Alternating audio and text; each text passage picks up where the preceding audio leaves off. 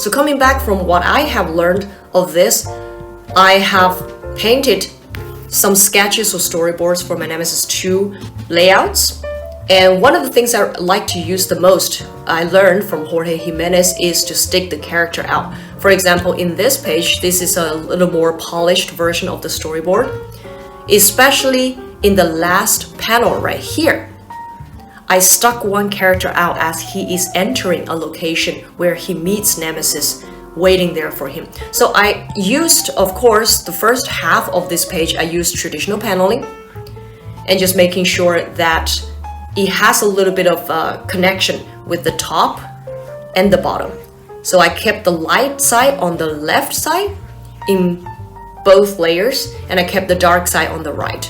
So in some way, maybe in my own humble way, I'm using the light as an element to combine the panels together. Where I have applied what I have learned from Jorge Jimenez by sticking the character out is that in the last panel, I used what in cinema we'll call an over-the-shoulder shot. I really like those perspectives of introducing a new character or introducing the relationship between two characters is using over-the-shoulder shots. So there's not only the fact that this character who's facing us with his back is framing the panel or framing the page a little bit. The fact that we stuck him out, I stuck this character out, makes it so much more cinematic or so much more realistic, so much more 3D.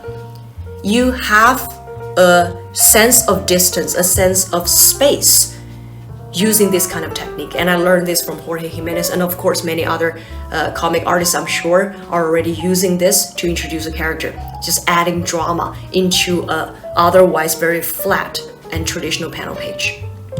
I've also used this in other pages. For example, in here, this is a very simple sketch because I think there's a lot of changes that I'm going to make to it.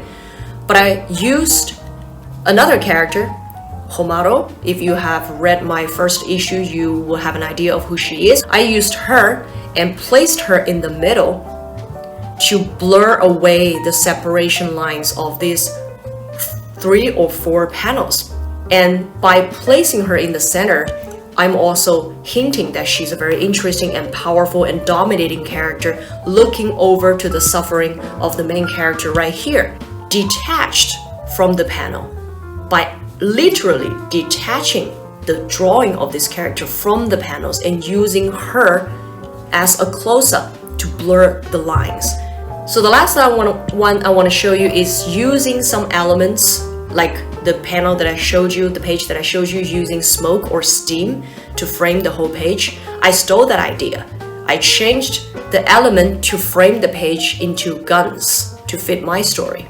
I used the gun to frame the bottom side of the page, and also the direction of the guns would draw the reader's attention into the main character in the middle. So this is what it looks like as one panel is already framed halfway. As a whole page, this is the whole page's design. I definitely use the traditional 2-panel page idea. So there's very clearly one smaller rectangular panel on top and another more squarely panel at the bottom.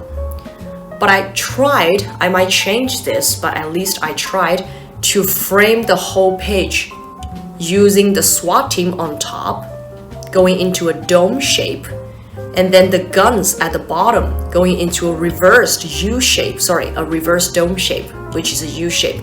So together, up and down, they're framing the page all around. At least that's what I'm trying to do.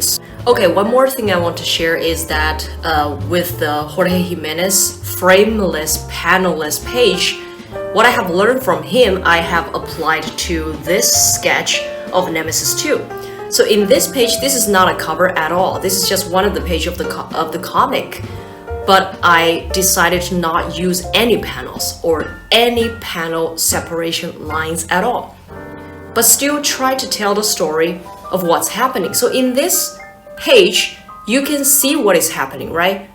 Somebody got caught because the judge said so, and then there's some commotion going on in the back.